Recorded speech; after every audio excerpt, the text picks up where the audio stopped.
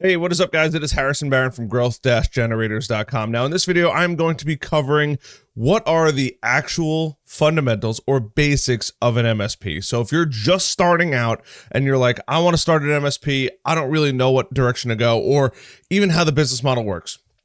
Maybe you've heard about it from a friend, you found it online, you maybe even found it on this channel.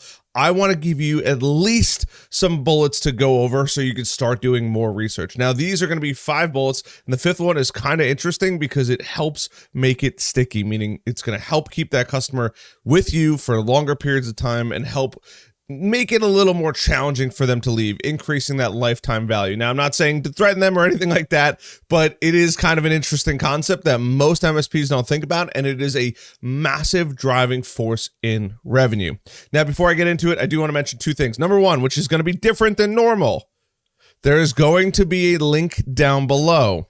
I would like to do a live Q&A and more about objection handling, whether it's a customer problem and giving people their answers immediately.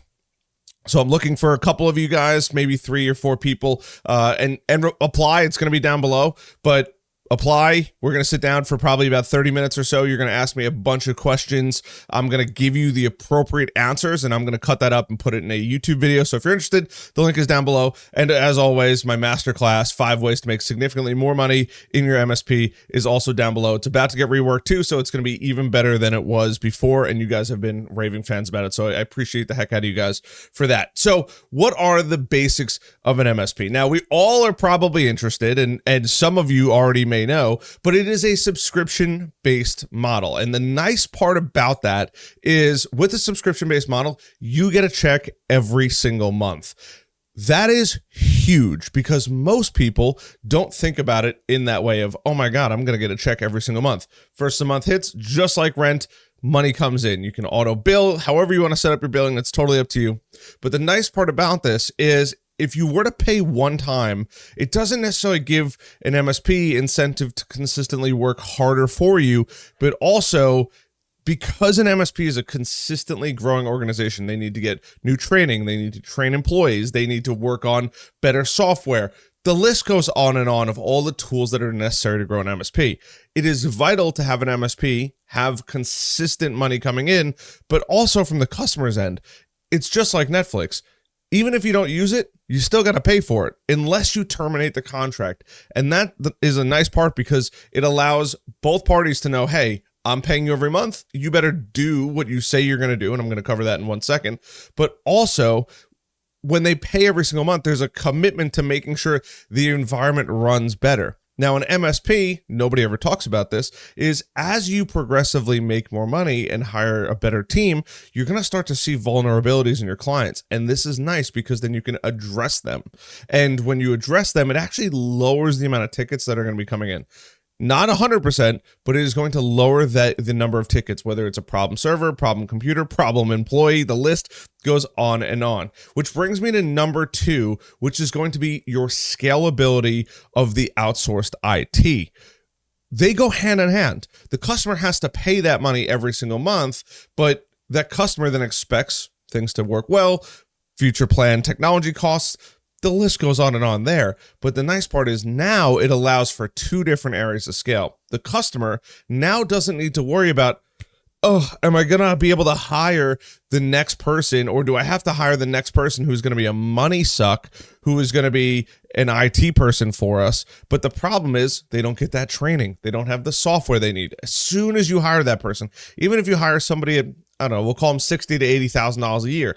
They might be pretty darn good, but they probably don't know everything. They're probably not training regularly. They're not working on problems all day long. They might have days or weeks that there's really no problems going on in the company. And on top of that, they're going to need a bunch of specialized software, whether that's ConnectWise, Enable. They're going to want to probably roll out some endpoints, cybersecurity to some level. They might just find things on the internet that now makes them consistently spend more money with the company, whereas you could have just paid an MSP to resolve all those problems for you. And the nice part is the MSP, because they're doing it all day, they figure it out pretty quickly, and they're understanding that not only are you a customer, but technology issues happen, and we constantly have people that are going to be able to figure that out. Think of it, let's just put yourself in the shoes of a mechanic. If a mechanic works on cars all day long, they probably know cars pretty darn well. But if you hire somebody who hasn't worked on many cars or only works on one type of car, and then they come into the company, if they're not consistently getting trained on the newest cars and have all of the tools to do the job correctly, do you think they're going to do a good job? Probably not. So there is a massive difference between hiring somebody internally and hiring an MSP, which is obviously what you guys are here to do. So you have that subscription-based model, then you have that scalability. Next is going to be that proactive and remote support. So they all sequentially go in line. The proactive support is going to be going out and finding those computer issues, going through, making sure the computers run correctly, making sure that if there is a computer failing, is it the drive? Is it the CPU? Is it running hot? Is it even on? Yes, we've all dealt with that. Hey, my computer's not working. Is it even on? It happens, right? I'm sure every MSP has plenty of stories laughing about how a customer is like, the screen is black. I can't figure it out. The computer's making noise, but the screen isn't plugged in. It's always a good time. But that proactive and remote support then allows companies or clients to scale, as well as your MSP. The more clients you get, the more resources you're going to need internally, which then allows you to grow over time. And by providing a proactive approach, you can then avoid massive disasters going forward, thus reducing your overhead, but also increasing your sales. Every single time you go out and you show a customer, hey, you have 2 or 3 computers dying, that's 2 or 3 computers off the shelf getting put into a customer's facility that you know are going to run well, whatever kind of computer it is, whether it's a Dell Optiplex, HP, Lenovo, it doesn't particularly matter. But you're going to charge a setup fee, you're going to charge an install fee, probably, unless you do an all-you-can-eat subscription. But it's money going out, which is fantastic. The benefit of that is now that those problem computers are gone, all those tickets are going to vanish. Because if it was Office 365, if it was Windows, maybe it's a Windows 7, because some people are crazy and still use Windows 7.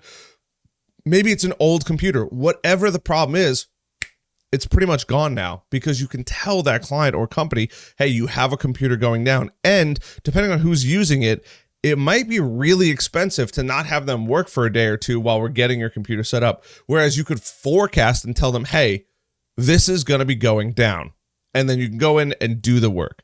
Now, number 4, which is kind of interesting, but is going to be your SLA, your service level agreement. Now, we've already gone through that subscription-based model, how to make that money, that scalability, the benefit for you and the client, but also the proactive and remote support that clients are going to be getting between your company, that MSP, and the client. But not last but not least, we still have one more, but that service level agreement, that commitment to actually doing the work in a reasonable amount of time is massively, massively important. This is a legal agreement. This is not something that you're like, I'm going to respond to things in 2 hours.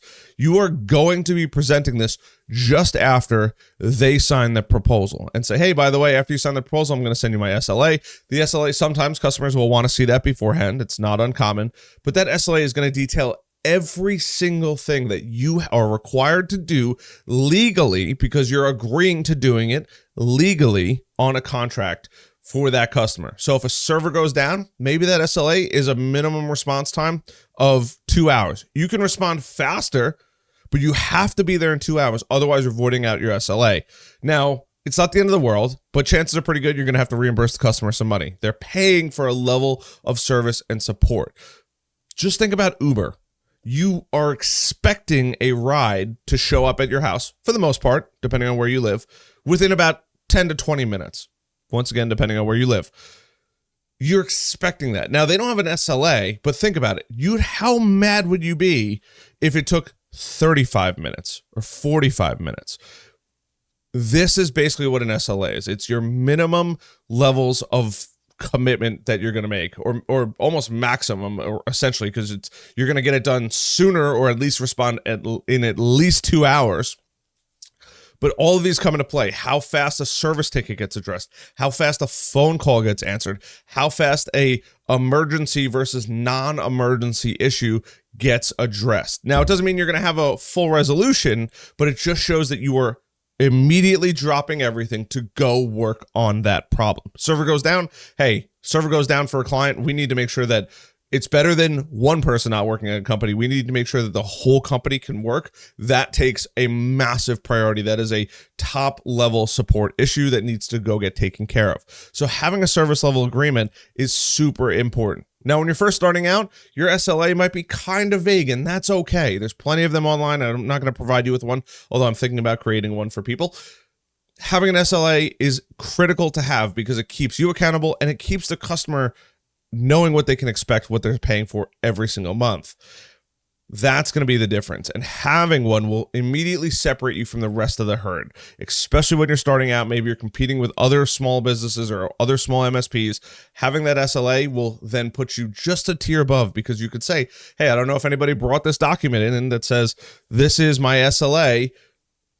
What do you think? Does this work for you for the amount of money that you're spending every month? Yes, it does. Great. Let's sign and move forward. That is going to be the big differentiator between it. And number 5, which is my favorite, and I kind of touched on it already, but I didn't want to tell you guys, is a value added service. And it also creates a customer dependency by you taking this proactive approach, figuring out what technology is going wrong. But not only that, you become a technological advisor. We have MSP, managed service provider, and MSSP, managed solution service provider.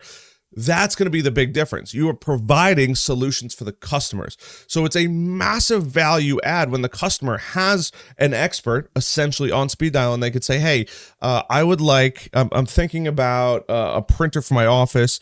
I don't really know what the printer should be. What do you guys recommend? You know immediately, okay, well, how many pages do you plan on printing? How often is that printer going to be used? Is it going to be used once in a while? What level of quality do you need it to print? Do you need to print color? You can then say, oh, I know exactly what you need. You just need a small little laser jet. Or you're like, oh, you guys are going to do like 20,000 pages a month or 10,000 pages a month. You don't want a little laser jet. Let me call my printer person and have him come out and get you the right solution for you. But it doesn't just have to be the printer. It could be your wireless access points. It could be your computers. It could be your server. It could be your camera system, for all that matters. It could be vendor management, where you are helping the clients to figure out and support their vendors, whether that is Practice Panther, whether it's QuickBooks, the Xero, the list goes on and on and on. There's a million of them out there. I've mentioned Dealer Socket a million times. There are so many softwares out there to help businesses grow in every single niche. If that business doesn't want to call or have to deal with technical support, they could then put it on you. And the nice part about it is, by you as the MSP doing it, if you have an unlimited agreement, great, it's unlimited. But at the same time, you don't have to go back and forth with the customer saying, hey, yeah, QuickBooks, hold on 1 second. I need to get a hold of the customer. Hey, customer, yeah, I need to jump on your computer and I need to fix this issue. All right, QuickBooks, I got control of this computer. Give me 1 minute. Let me just make sure that they're completely off the computer.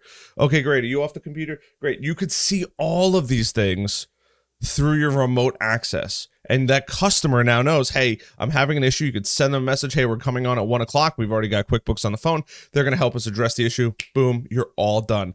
That is a beautiful part, and it makes it sticky, because who wouldn't want that level of service and convenience in their life, to be able to just make one phone call saying, I have a QuickBooks issue, this is my issue, and they could either figure out if it's a computer problem, if it's a QuickBooks issue, or it's a combination of both. And that is really going to be a huge value add and one of the main pillars of the basics of a MSP.